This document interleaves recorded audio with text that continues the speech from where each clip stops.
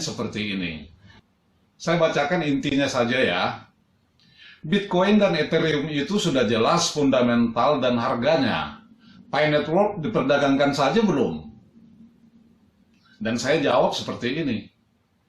Bitcoin, Ethereum, dan semua kripto yang ada saat ini tidak memiliki fundamental sama sekali. Pi Network punya, dan bisa dipertanggungjawabkan dari segi accounting. Itu jawaban saya. Kenapa saya katakan Bitcoin dan semua kripto lainnya tidak memiliki fundamental? Mau tahu kenapa? Karena fundamental itu harus bisa dianalisis laporan keuangannya. Ingat ya, persamaan akuntansi adalah aset sama dengan utang ditambah modal. Lantas, apa yang bisa dianalisis dari kripto konvensional seperti Bitcoin, Ethereum, Solana, dan kripto lainnya, sedangkan aset saja tidak punya? Selain itu, siapa yang bertanggung jawab jika suatu saat tiba-tiba harga kripto terjun bebas ke angka 0 dan tidak pernah bangkit lagi? Beberapa kripto yang sudah sempat heboh di pasar kripto, sudah ada yang mengalaminya.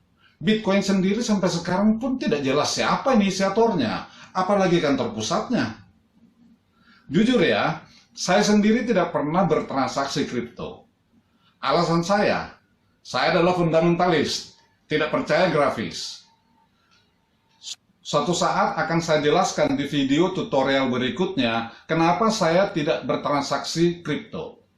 Semoga ketiga serial topik ini bisa memberi pemahaman bagi semua pionir. Mari kita lanjutkan. Yang kedua, CoinPi memiliki underlying asset, kripto konvensional tidak.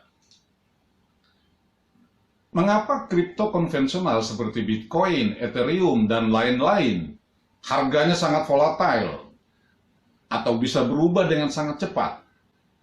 Alasannya satu, yaitu kripto konvensional pada umumnya tidak memiliki underlying asset. Apa yang dimaksud dengan underlying asset itu? Underlying asset adalah aset unggulan yang dijadikan sebagai landasan atau alas suatu komoditi. Kita tahu, kripto itu kan hanya aset saja. Bisa diperdagangkan sebagaimana aset lainnya di bursa komoditi, seperti emas, forex, minyak bumi, kopi, dan lain sebagainya. Tentu saja hukum penawaran dan permintaan tetap berlaku seperti komoditi lainnya.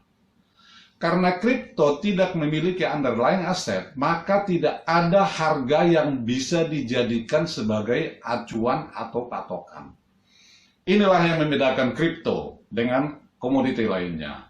Bahwa harga emas, forex, minyak, kopi, karet, dan komoditi lainnya relatif stabil dibandingkan dengan harga kripto karena memang komoditi-komoditi itu memiliki underlying asset. Yang mana? Ya komoditinya sendiri.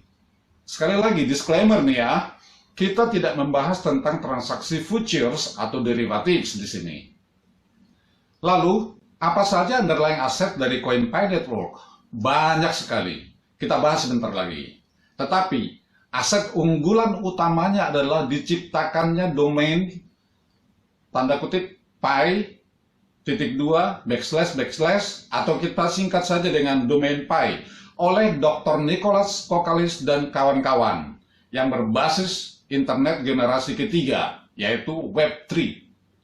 Kita tahu Dr. Nicholas Kokalis adalah guru besar bidang blockchain di Stanford University Amerika Serikat. Sebagai informasi, blockchain itu adalah sistem penyimpanan data catatan transaksi digital dengan banyak server yang saling terhubungkan. Yang kita gunakan dalam berinternet sekarang ini adalah Web2 dengan domain https://. Sedangkan domain Pi berbasis Web3 jauh lebih aman dan nantinya bisa dikontrol sendiri oleh pribadi pengguna. Seluruh dunia, mau tidak mau, suka atau tidak suka, akan menggunakan domain Pi ini. Mulai dari dunia bisnis, perbankan, pemerintahan, pendidikan, perhotelan, rumah sakit, pariwisata, dan semua segmen bisnis atau institusi pemerintahan yang memiliki website akan menggunakan domain Pi. Bahkan nanti apabila Anda membuka media sosial seperti Facebook atau media entertainment seperti YouTube, Instagram, TikTok pun tanda kutip harus menggunakan domain pi ini. Pokoknya dunia internet akan berevolusi ke Web3. Mengapa harus Web3? Seperti dijelaskan oleh Dr. Cheng Diofan, salah seorang co-founder sekaligus menjabat sebagai Head of Product di Pi Network. Dalam cuitannya di Twitter, Pi Network akan memainkan lebih banyak peran di dalam infrastruktur Web3, seperti augmented reality, virtual reality, Internet of Things, dan Metaverse, yang semuanya akan menjadi teknologi yang sangat penting di era baru internet, di mana teknologi dan solusinya akan membuat internet lebih handal dan terhubung ke dunia nyata. Saya jelaskan dulu satu persatu.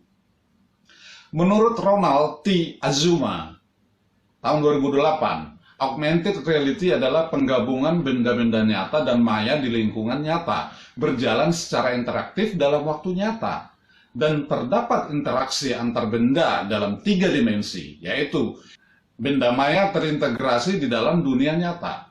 Penggabungan benda nyata dan maya dimungkinkan dengan teknologi tampilan yang sesuai.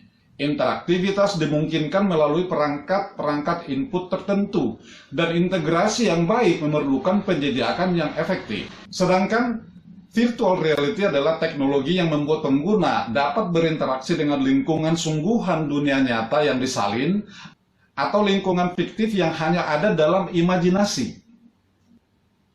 Memang, sepertinya kita akan hidup di dunia dongeng jadinya.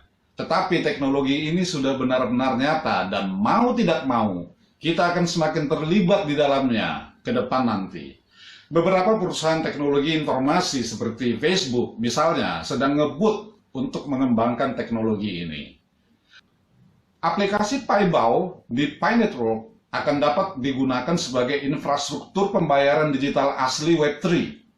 Aset digital akan menjadi benar-benar tanpa batas dan tanpa perantara, yang diharapkan dapat meningkatkan infrastruktur pembayaran Web2 yang mahal dan besar. Internet of Things akan menghubungkan berbagai perangkat melalui internet. Augmented reality menyematkan elemen visual digital ke dunia nyata, dan virtual reality membangun lingkungan yang dihasilkan komputer yang diisi oleh item aset digital. Pada akhirnya teknologi ini akan berkembang dan terintegrasi, yang nantinya jaringan Web3 dari Pi Network akan menjadi Metaverse yang benar-benar terintegrasi. Teknologi blockchain akan menjadi landasan jaringan Web3, di mana pengguna bahkan mungkin tidak menyadarinya, sama seperti kita yang jarang memikirkan server data dan protokol internet yang mendasari berbagai platform media sosial yang kita pergunakan sehari-hari. Blockchain sendiri adalah semacam sistem penyimpanan data digital yang terdiri dari banyak server berisikan catatan-catatan transaksi digital yang terhubung melalui kriptografi dan sudah dimanfaatkan oleh berbagai sektor. Salah satunya adalah untuk transaksi kripto. Pengguna dapat menampilkan koleksi digital kepada orang lain dan membuat serta memelihara identitas digital unik dengan bantuan teknologi NFT. NFT atau Non-Fungible Token adalah aset kriptografis pada suatu blockchain dengan kode identifikasi unik yang membedakannya dengan yang lain. Dengan kata lain, NFT ini adalah identifikasi digital unik yang tidak dapat disalin, diganti, atau dibagikan, yang dicatat dalam blockchain yang digunakan untuk menyatakan keaslian kepemilikan. NFT ini dapat diperdagangkan dan ditukar menjadi uang fiat dan atau cryptocurrency maupun NFT lainnya, tergantung harga pasarnya di bursa kripto. Jaringan blockchain dan Web3 akan menghilangkan kebutuhan untuk mempercayai pihak ketiga seperti bank atau perantara individu. Pengguna Web3 tidak perlu mempercayai entitas atau pihak lainnya, cukup percayai jaringan itu sendiri dalam bertransaksi. Hebat kan? Melalui organisasi otonom terdesentralisasi atau DAO, blockchain dan aset digital dapat mengubah cara pengguna Web3 mengkoordinasikan dan menjalankan tindakan kolektif. DAO membantu orang mengatur seputar kepentingan bersama tanpa memerlukan badan pembuat keputusan pusat. Catat itu. Pemegang aset digital dapat memilih tindakan terbaik secara kolektif. Selain itu, semua aktivitas dan suara dapat dilihat dan didengar di blockchain. Oleh karena itu, organisasi otonom yang terdesentralisasi dapat mempromosikan tingkat desentralisasi, keterbukaan, transparansi, dan sentrisitas komunitas dari jaringan Web3. Jaringan Web3 menjanjikan pemecahan masalah besar internet saat ini dan menjaga kekuatan raksasa teknologi tetap terkendali. Blockchain dan token digital dirancang untuk mempromosikan interaksi yang terdesentralisasi, tanpa izin, dan tanpa kepercayaan, sehingga mereka sering dianggap sebagai teknologi utama yang paling mungkin memimpin transformasi Web3. Untuk lebih memudahkan gambaran bagi kita para pionir, mari kita lihat fenomena kendaraan listrik. Sekarang ini, beberapa pabrikan kendaraan berbahan bakar minyak fosil sedang berlomba-lomba memproduksi kendaraan listrik. Mulai dari mobil listrik sederhana, menengah, truk besar, hingga mobil listrik mewah. Sepeda motor elektrik saja sudah banyak yang berlalu lalang di jalan raya sekarang ini. Di Jakarta, Anda bisa naik bus Transjakarta yang ditenagai dengan listrik. Pabrik yang masih bertahan dengan produksi kendaraan berbahan bakar minyak fosil akan berakhir menjadi sejarah. Kita lihat saja dalam waktu 5 tahun ke depan, kendaraan listrik akan mendominasi jalan raya. Dan itu adalah fenomena yang tidak bisa